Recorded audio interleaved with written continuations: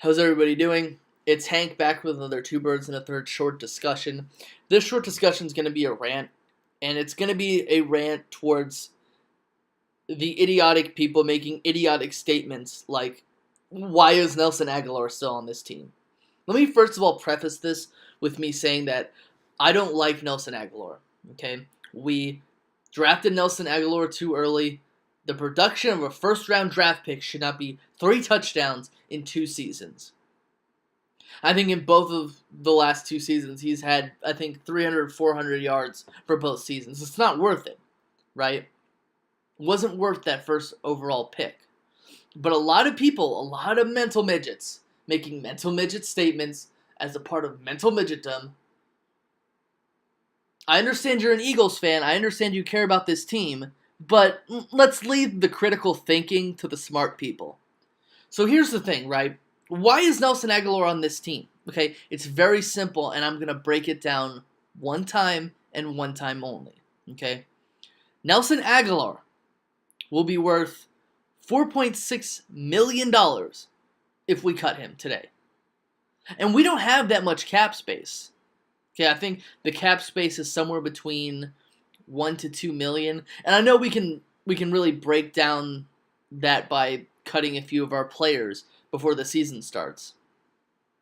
But here's the thing, right? That $4.6 million is dead money.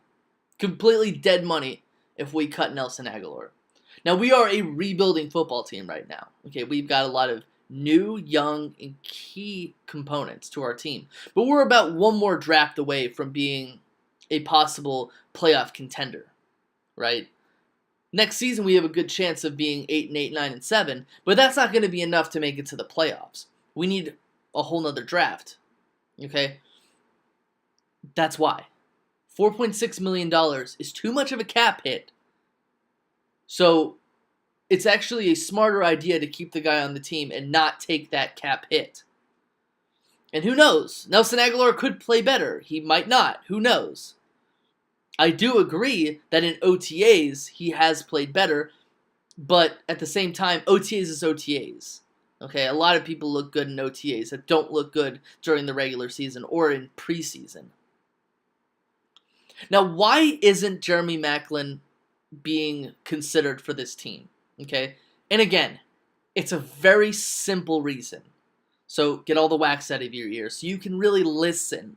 Let me break it down for you, okay? Jeremy Maclin, right, got cut by the Kansas City Chiefs.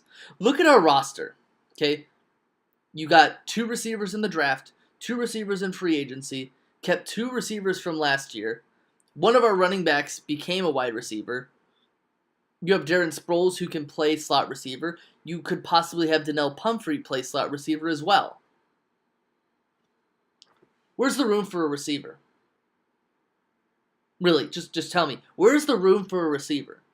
Being as though Jeremy Maclin was also released from the Kansas City Chiefs during OTAs, you've got a plan, and there's no reason to sign him.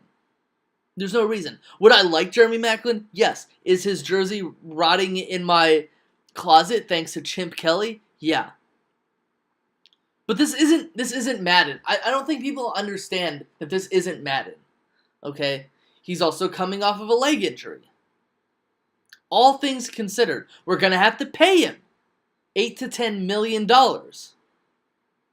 So there's no reason to. Okay? We're a young team. We're a rebuilding team. We don't need to sign aging players. And unfortunately, that's what Jeremy Maclin is. So this is all for this Two Birds and a Third short discussion. I hope you learned something. And I hope that next time you decide to open your mouth and talk about something you don't understand, you really think about it and do your research to maybe make yourself look intelligent.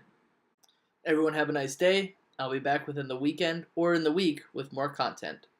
Peace.